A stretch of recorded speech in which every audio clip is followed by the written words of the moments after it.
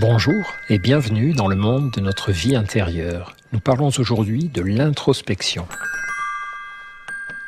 Ai-je perdu mon temps en faisant pour moi l'inventaire de moi-même si continuellement, si soigneusement ?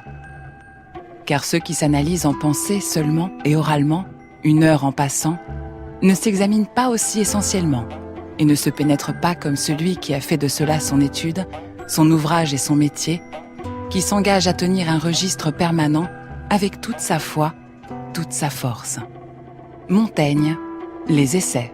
L'introspection est la démarche volontaire qui consiste à regarder en soi-même, à prendre conscience des pensées, des sentiments, des impulsions qui sont en train de composer notre paysage intérieur et de nous influencer. Ce terme, ainsi que l'action qu'il désigne, semble tomber en désuétude. Qui prend encore le temps aujourd'hui de l'introspection ?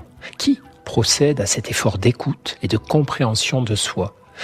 En tant que psychothérapeute, j'ai parfois le sentiment que le seul moment où mes patients réfléchissent sur eux, c'est celui de notre consultation, une fois par semaine ou par mois. C'est tout de même bien peu pour se rendre visite à soi-même. Dès le XIXe siècle et la naissance de notre société de consommation, poètes et penseurs avaient senti le danger. Stefan Zweig parlait ainsi des conditions nouvelles de nos existences qui arrachent les hommes à tout recueillement. Et Nietzsche vociférait : toutes les institutions humaines ne sont-elles pas destinées à empêcher les hommes de sentir leur vie à cause de la dispersion constante de leurs pensées ? Car le premier grand effort en matière d'introspection, c'est de prendre le temps de s'arracher aux sirènes de la vie extérieure. L'introspection suppose de s'arrêter, de se mettre en retrait, de suspendre ses actes, de renoncer à la facilité, au goût sucré des distractions, au goût corsé des actions. La société nous pousse à agir puisqu'elle a besoin de nous pour fonctionner. Elle culpabilise les temps d'inaction. Elle nous pousse aussi à consommer et fait donc la chasse au temps de non-consommation. Or, l'introspection n'est pas socialement productive. Nous ne fabriquons rien, nous ne dépensons rien. Rien ne sera donc fait par la société pour nous y encourager. Cela ne viendra que de nous.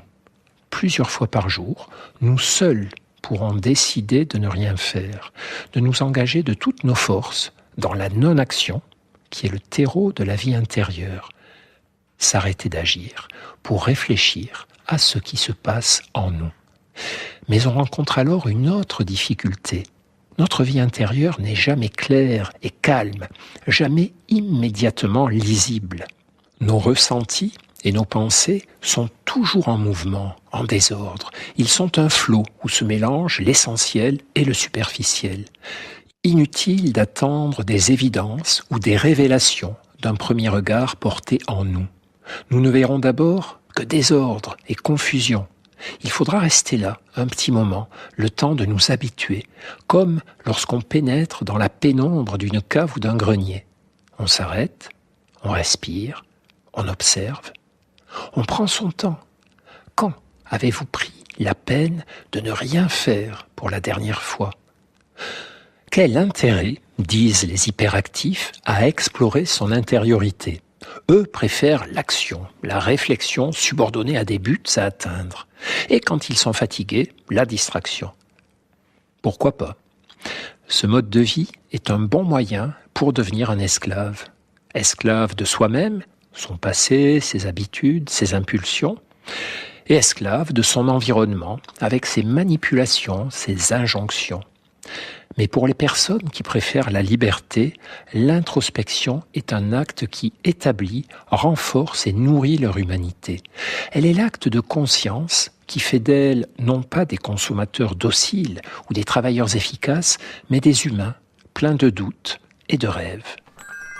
À demain, et ne perdez jamais le lien avec vous-même.